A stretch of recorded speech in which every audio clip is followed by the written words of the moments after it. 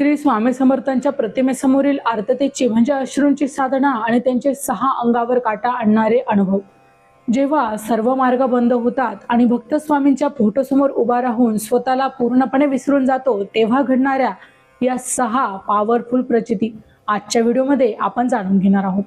जेव्हा अत्यंत दुःखात असताना स्वामींच्या फोटोसमोर अश्रू अनावर होतात आणि तोंडातून अखंड नामस्मरण सुरू असतं, तेव्हा ते अश्रू केवळ पाण्याचे थेंब नसतात, त्या प्रत्येक थेंबासोबत माणसाचे वाईट प्रारब्ध आणि कर्माचं ओझं जळून खाक होत असतं।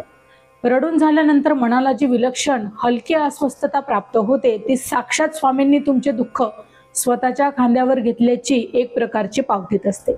अनेक भक्तांना हा अत्यंत पॉवरफुल अनुभव आहे। फोटोसमोर डोळे मिटून अत्यंत आर्ततेने तारक मंत्र म्हणत असताना अचानकच पाठीवर, खांद्यावर किंवा डोक्यावर कुणीतरी हात ठेवल्याचा अतिशय स्पष्ट आणि उबदार स्पर्श जाणवतो। हा भास नसून "भिवू नकोस, मी तुझ्या पाठीशी आहे" या वचनाची ती थेट जिवंत अनुभूतीच असते। जानेवारी ते डिसेंबर 2026 चे मेष ते मीन राशींचे वार्षिक राशी भविष्य तसेच 2026 वर्षात घडणाऱ्या घटनांचे मासिक व साप्ताहिक भविष्यवाक्य विषयक व्हिडिओ पाहण्यासाठी डिस्क्रिप्शन मध्ये दिलेल्या लिंकवर क्लिक करा। व्हिडिओ अवश्य पहा, व्हिडिओला लाईक करा, तसेच आपले काही प्रश्न किंवा सूचना असतील तर चॅनलला सबस्क्राईब करून कमेंट करायला विसरू नका।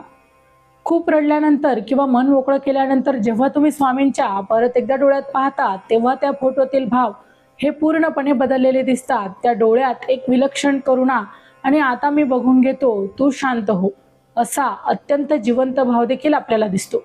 काही भक्तांना तर स्वामींच्या डोळ्यातही पाझर म्हणजेच अश्रू जाणवण्याचे देखील अनेक अनुभव आहेत।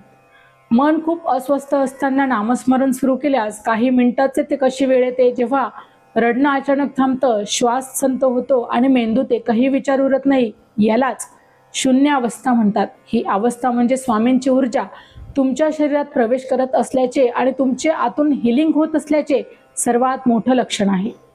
चॅनलवर येणाऱ्या प्रत्येक अपडेटसाठी आमच्या वेद भविष्याचा या व्हॉट्सअप चॅनलला फॉलो करा। चॅनलची लिंक ही डिस्क्रिप्शन मध्ये दिलेली आहे। ज्या रात्री फोटोसमोर आर्ततेने नामस्मरण घडते, त्याच्याच दुसऱ्या दिवशी किंवा अवघ्या काही तासातच अशक्य वाटणाऱ्या प्रश्नांचे देखील आपल्याला मात्र उत्तरं मिळत असतात। एखादा फोन येतो, अडकलेले पैसे परत मिळतात किंवा अनोळखी व्यक्ती आपल्या मदतीला खंबीरपणे पाठीशी उभी राहते। स्वामींचा चमत्कार हा तर्कांच्या पलीकडचाच असतो, हे मात्र आपल्याला मान्य करायलाच हवं। आर्ततेच्या साधनेनंतर देवघरातील आणि संपूर्ण घरातील हवा अचानकच तुम्हाला हलकी झाल्यासारखं वाटतं। घरात जर काही जडत्व किंवा नकारात्मकता असेल तर ती त्या जपाच्या प्रबल लहरींनी तिथल्या तिथेच नष्ट होते।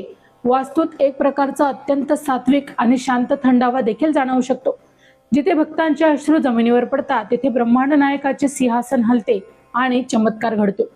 तुम्हाला वरील 6 अनुभवांपैकी काही अनुभव आले आहेत का? जर तुम्हाला आले असतील तर होय आणि स्वामी समर्थ नक्कीच लिहा। जर तुम्हाला आवडेल असतं तुम्ही तुमचे अनुभव देखील आमच्यासोबत कमेंटमध्ये सांगू शकता। माहिती आवडली असेल तर अवश्य शेअर करा। अशाच प्रकारचे नवनवीन अध्यात्मविषयक माहिती ऐकण्यासाठी आमच्या चॅनलला अवश्य सबस्क्राईब करा। धन्यवाद। पुन्हा भेटू अशाच एका नवीन विषयासह। तोपर्यंत श्री स्वामी समर्थ।